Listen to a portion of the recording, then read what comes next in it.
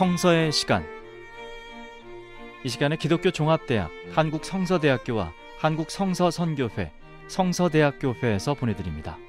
성서대학교회 반세우 목사님의 설교 말씀으로 함께 하십니다.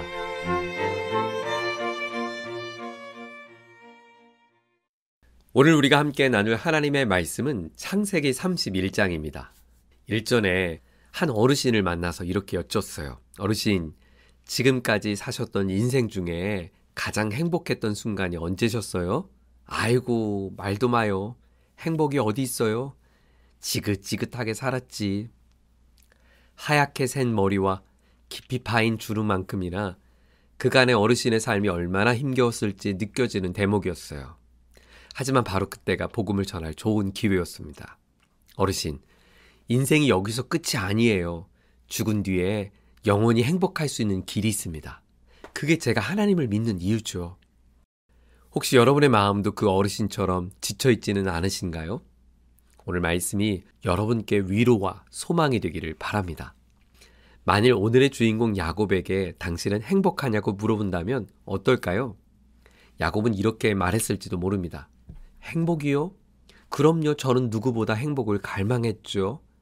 제가 단지 형보다 늦게 태어났다는 이유로 장자가 될 수 없다는 게 공평한가요? 아버지는 늘 형 에서만 좋아하셨어요. 그래서 어떻게든 내 삶을 행복하게 만들고 싶었죠. 사랑하는 라헬과 결혼하기 위해 나는 14년 동안 최선을 다했다고요. 하지만 결국 내 인생은 엉망이 되고 말았어요. 왜 내 인생은 이 모양인 걸까요?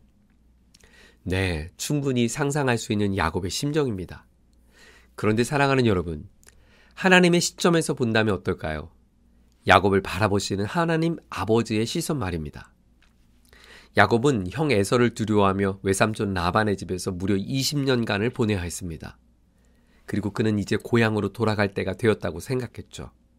하지만 라반은 야곱을 끝까지 착취하려고 했습니다. 31장 7절에 야곱은 이렇게 호소합니다. 그대들의 아버지가 나를 속여 품삯을 10번이나 변경하였느니라. 여기서 10번이라는 것은 언제나 항상 그래왔듯이 이렇게 나는 속임을 당했다고 하소연했던 것이에요. 그런데 1절에 보면 결과는 어땠을까요? 라반의 아들들이 이렇게 도리어 말합니다. 야곱이 우리 아버지의 소유를 다 빼앗고 이 모든 재물을 모았다. 어떻게 이런 일이 가능할 수 있었을까요? 9절에서 야곱의 고백을 통해 우린 힌트를 알 수 있습니다.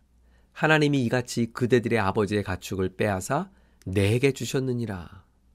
맞습니다. 사랑하는 여러분, 여기에 중요한 야곱을 향한 하나님의 심정이 있습니다. 하나님은 야곱의 아픔을 다 알고 계셨어요. 억울함을 다 보고 계셨어요. 여러분, 하나님이 야곱의 억울함을 보셨다는 것은 무엇을 의미할까요? 마치 이런 거죠. 제 아이들이 어린 시절 어린이집을 다닐 때입니다. 아이들이 가방을 메고 길을 나서면 저는 뒤에서 멀찍이 지켜봅니다. 그러다가 아이들이 돌부리에 걸려 넘어지기라도 하면 한 걸음에 달려가 아이를 안아 일으켜 세워주죠. 여러분, 아빠가 자녀 뒤에서 바라보고 있다는 것은 자녀를 일으켜줄 준비가 되어 있다는 뜻입니다. 맞습니다. 하나님은 야곱의 아픔을 다 아십니다. 그리고 하나님은 그 야곱을 일으켜주실 가장 적합한 방법을 준비하고 계셨죠. 야곱이 얼마나 꾀가 많았어요. 그런 야곱도 라반에게 당했는데 그걸 만회하려고 나무가지를 벗겨 양떼 앞에 놓지 않습니까? 상식적으로는 아무런 효과도 없는 미신적인 행동이었죠. 네, 야곱이 가졌던 그 풍성함은 야곱의 잔머리의 결과가 아니었습니다. 하나님께서 이루신 것이죠. 어떻게 해요? 하나님은 어리석은 야곱의 행동까지도 사용하셨던 것입니다. 네, 하나님은 야곱의 아픔을 다 알고 계셨어요. 둘째로 하나님은 나의 모든 약함을 다 아십니다. 자, 본문 17절 이하에 보면 야곱이 이제 일어나 자식들과 아내들을 낙타에 태우고 가축과 모든 소유물을 데리고 도망을 칩니다. 야곱이 일어났다는 것은 뭔가 결단을 하고 행동했다는 것을 의미해요. 야곱은 이끌고 재촉해서 서둘러 갑니다. 왜 야곱이 이렇게 다급하게 도망쳤는지, 그때 라헬이 무엇을 했는지 성경은 이렇게 증언해 줍니다. 19절이에요. 그때 라반이 양털을 깎으러 갔으므로 라헬은 그의 아버지 드라빔을 도둑질하고 야곱은 그 거취를 아람 사람 라반에게 말하지 아니하고 가만히 떠났더라. 라반이 양털을 가꾸러 나간 사이에 라헬은 아버지 드라빔을 훔칩니다. 그리고 그 틈을 이용해서 야곱의 가족들은 몰래 도망을 갔어요. 중동에서 양털은 겨울이 지난 뒤 기온이 올라가는 봄에 깎았다고 해요. 마치 양털 깎는 것은 농사를 짓는 사람들에게는 추수하는 것과 비슷했던 것 같아요. 그래서 양털을 깎는 일에 모든 가족이 동원되어서 열심히 일을 했던 거죠. 라반이 이렇게 정신없이 양털을 깎는 동안 야곱은 3일 길을 도망을 칩니다. 라반은 3일이 지나서야 야곱이 도망갔다는 것을 알게 됩니다. 그러자 라반은 23절에 그의 형제 일가 친척을 동원해서 야곱을 쫓아가요. 7일 동안 추격해서 야곱이 보이는 곳 길르앗까지 도착하는데요. 그러니까 야곱은 10일 길을 도망간 거겠죠. 바단 아람에서 길르앗까지 약 480km 정도라고 합니다. 라반의 복수의 칼을 깊이 갈고 쫓아간 것입니다. 그날 밤입니다. 하나님께서 라반의 꿈에 나타나 이렇게 말씀하셨어요. 24절입니다. 하나님은 라반에게 야곱에 대해서 아무것도 말하지 말라고 말씀하세요. 하나님께서 라반의 행동에 개입하신 장면이에요. 멈춰. 여러분, 그런데 라반에게 하신 말씀에 뼈 있는 말씀을 하십니다.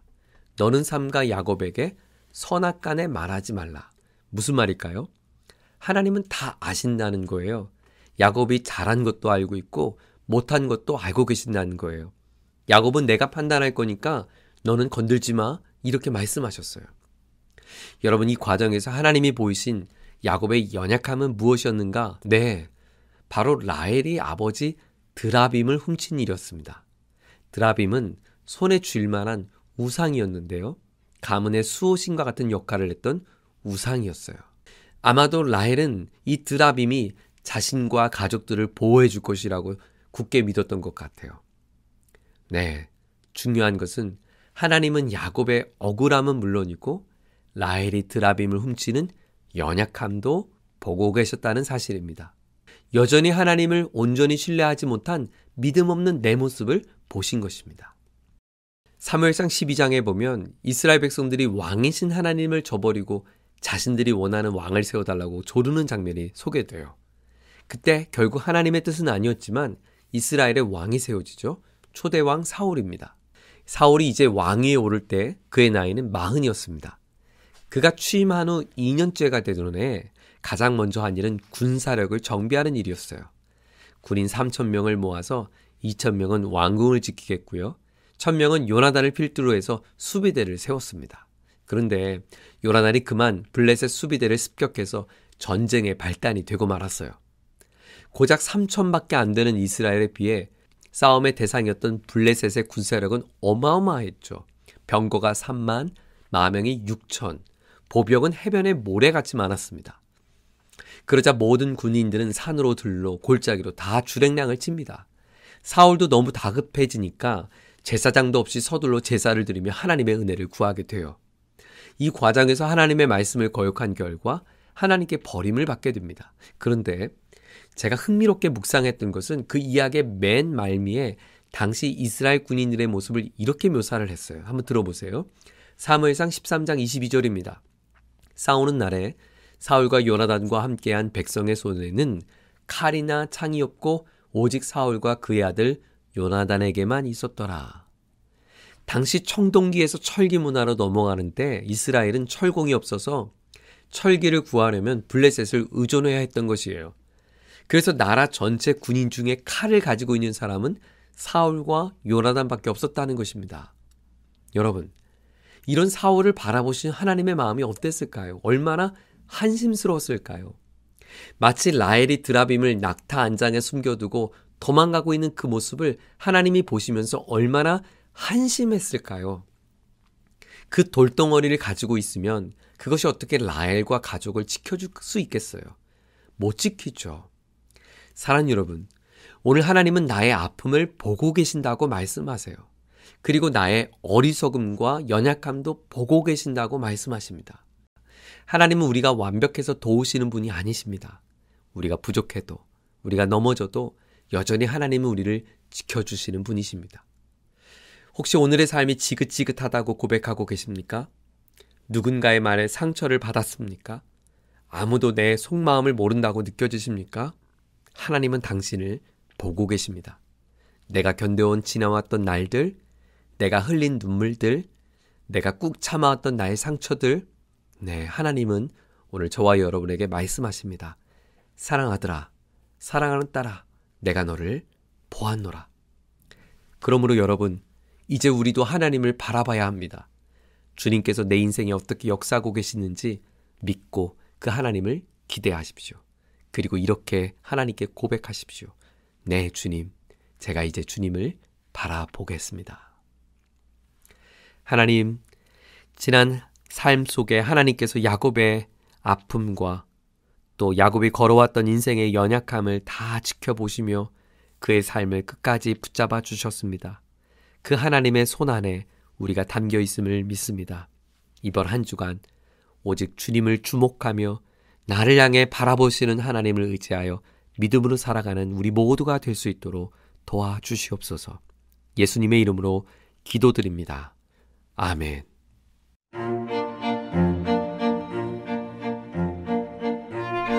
성서의 시간, 지금까지 성서대학교회 반세호 목사님의 설교 말씀으로 함께 하셨습니다. 이 방송 들으시고 신앙생활에 도움받기 원하시는 분은 서울전화 02-936국에 9559번 936-9559번 성서대학교회로 연락하시기 바랍니다.